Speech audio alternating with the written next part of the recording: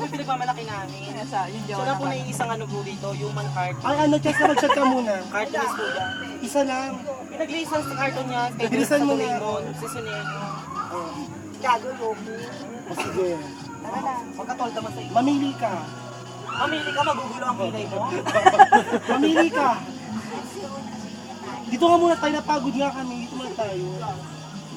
Bakla ba yung ilaw na nakatapat sa ilaw, madilim pa rin. Go na, magmaon muna tayo dito. Sa mo na to. Bakla pag di ka na sasapian Oh, sige naman. Bakla naman ito. Bakla sasapian ako, tumagay ka muna. Hindi tumagay ako para sa Ano may suso niya? Ano masabi mo suso, Jessica? Bakla kahit maliit, maganda, hugugan. Pangit lang, yun lang. Ang ganda, puro hubog yung mukha, tapon. Hindi ka hipon, isa kang alimango, tapon. Di ba? Pag hipon ulo lang, pag alimango lakas. Kasama ko pati aligay, tama. Katas na nga natitikman.